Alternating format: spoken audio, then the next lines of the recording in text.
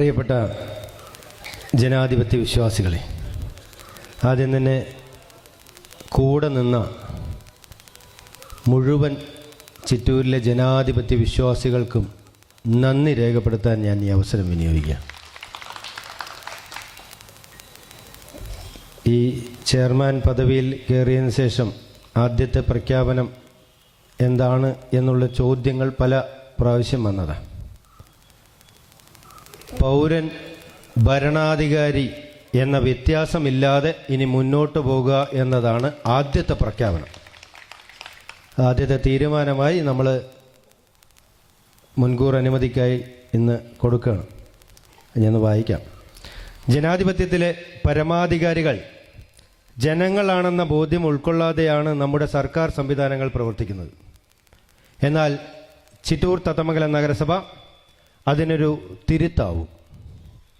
നഗരസഭ chairman, secretary എന്നിവരുടെ പേരിന് മുന്നിൽ ഉപയോഗിച്ചു വരുന്ന ബഹുമാനപ്പെട്ട എന്ന വിശേഷണ പദം ഇന്നു മുതൽ ഒഴിവാക്കുകയാണ്.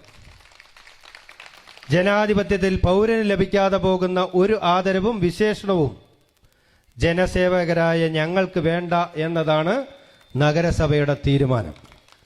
നഗരസഭയിലെ ഓരോ പൗരന്റെയും മനുഷ്യാന്തസ്സും തുല്യതയും പൗരാവകാശവുമാണ് ഇതിലൂടെ ഉറപ്പുവരുത്തുന്നത്.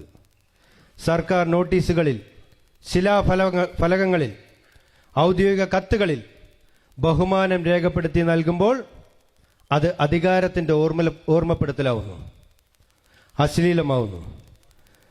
പൊതുജന സേവകർ നിർബന്ധമായും ആദരിക്കപ്പെടേണ്ടവരും ബഹുമാനിക്കപ്പെടേണ്ടവരും ആകണമെന്ന തോന്നലുണ്ടാക്കുന്നു. രാജഭരണത്തിൻ്റെ അവശേഷിപ്പുകളും കൊളോണിയൽ വിശേഷണ പദപ്രയോഗങ്ങളും പൂർണ്ണമായി ഇന്നു മുതൽ ഈ നഗരസഭയിൽ ഒഴിവാക്കുന്നു.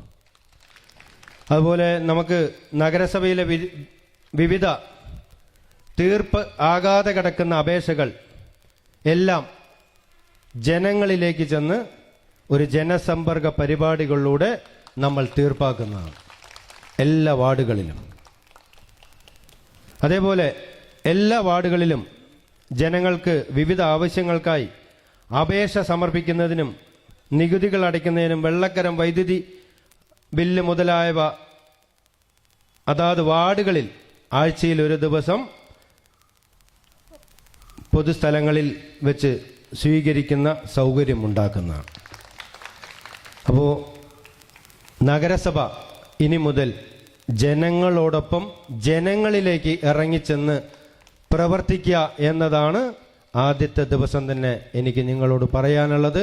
ഭരണാധികാരി, പൗരൻ എന്ന വ്യത്യാസമില്ലാതെ എല്ലാവരും തുല്യരാണ് എന്ന ചിന്താഗതിയോടുകൂടെ ഇവിടെ ഇരിക്കുന്നതും ഇതിന് പുറത്തിരിക്കുന്നവരും മുഴുവൻ തുല്യരാണെന്ന ഒരു ചിന്തയോടുകൂടെ നമ്മൾ ഇനി മുതൽ ഒരു ജനകീയ ഭരണം കാഴ്ചവെക്കുമെന്ന് പറഞ്ഞുകൊണ്ട് കൂടെ നിന്ന മുഴുവൻ ആളുകൾക്കും ഒരിക്കൽ കൂടി ഹൃദയത്തിൻ്റെ ഭാഷയിൽ നന്ദി രേഖപ്പെടുത്തിക്കൊണ്ട് ഞാൻ എൻ്റെ വാക്കുകൾ അവസാനിപ്പിക്കുന്നു. നന്ദി. ജയ് ഹിന്ദ്.